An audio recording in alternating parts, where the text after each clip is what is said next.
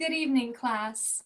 Tonight, Jessica, Janelle, and myself will be presenting to you a speech on why we believe animal testing should be stopped.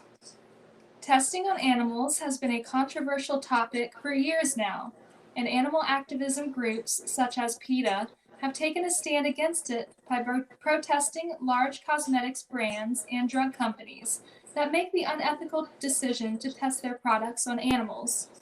Millions of animals suffer, and most, if not all of them, end up dying after the experimentation concludes.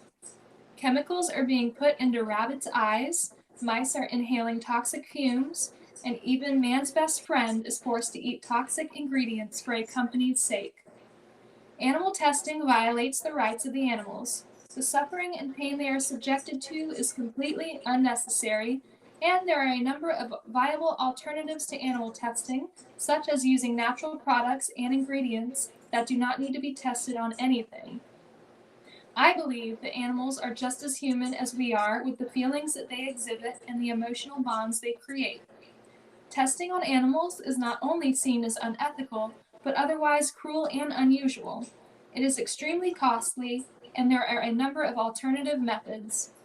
Animal ethics are defined as the examination of human-animal relationships, along with how humans should treat animals. The topic of animal testing is difficult for many because it raises the question of harm versus benefit. But I believe that the harm it causes to these helpless animals definitely outweighs any sort of benefit. Each year, over 100 million animals die from this testing. Animal testing really only benefits the companies that are performing the tests and is a cheap alternative to a computer model or using human volunteers. However, most of these companies that are infamous for testing on animals have been brought into the limelight with increasing popularity of social media networking and activism groups such as PETA and Mercy for Animals. Many countries, such as New Zealand and Norway, have actually banned animal testing completely.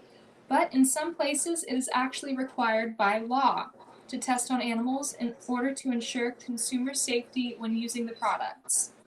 There is plenty of content online, such as photos and videos, that document these harmful practices, and it is depressing to say the least.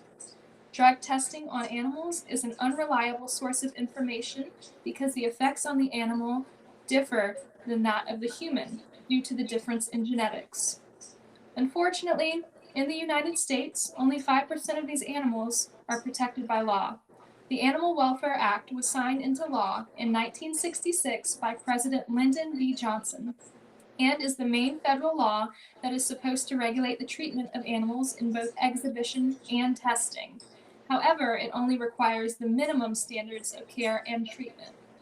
Now, Jessica will tell us about why animal testing should no longer be used due to its costs and time restraints. Thank you, Laura. Per the WashingtonExaminer.com, animal testing has been known to cost taxpayers as much as $4 million. That is a lot of money used to willingly torture animals. As a taxpayer, I would prefer to see my money used for a positive agenda. It's shameful to know that our government has used American dollars this way for years, which leads to our next point of how untimely animal testing is. Cosmetic testing on animals is a very lengthy process. According to the Humane Society, registration of one single pesticide requires more than 50 experiments and the use of as many as 12,000 animals, per DoSomething.org. Although these experiments are done repeatedly and cause pain, there is no pain relief given during this long process. In some cases, these tests are done on animals daily for years.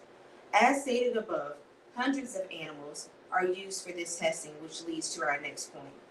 The amount of animals used for cosmetic testing is sickening and overwhelming. According to Cruelty-Free International.org, 500,000 animals are used to test cosmetics around the world each year. That's more than 1,369 today alone, which should make consumers pause the next time you go to purchase a new foundation, eyeliner, or the newest eyeshadow palette. It should make you wonder how many animals were tortured and or killed for this one product. Due to years of protests and research, the market is now demanding alternative, more efficient, non-animal testing tools.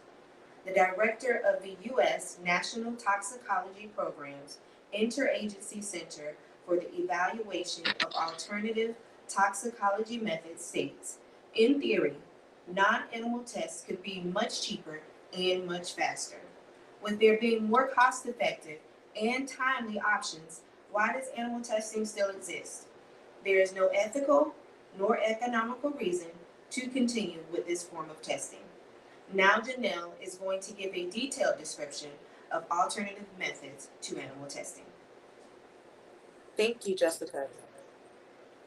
Animal Welfare Act allows the U.S. Secretary of Agriculture to regulate the transport, sale, and handling of different animals that are used in researches.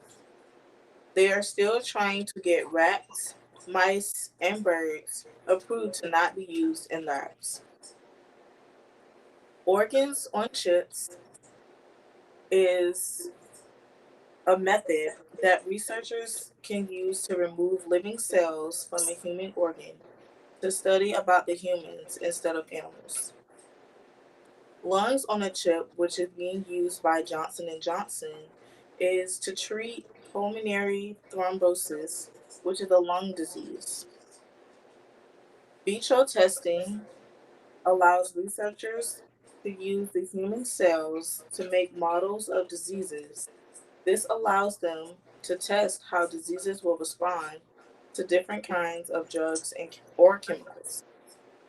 There are many other methods, such as the three R's: replace, reduce, and refine, Episkin, Epiderm, Skin Ethic, 3D models, crash test dummies, and MRI scans. There are many organizations as well, but one is PETA Cruelty Free. Their mission is to eliminate the use of animals for laboratory testing. Now back to Laura. Thank you, ladies. These were just some of the many reasons that we believe that animal testing should no longer exist in the world. The United States is just the beginning, but in other countries, it just continues with millions of animals being harmed and forced to live in small, confined spaces for years. It drives them insane. Can you just imagine yourself being locked into a small, confined space for so long just to be tested on? There's a number of alternative methods, and the taxpayers are paying over $42 million a year for this testing. Do you know what you're contributing to? Thank you.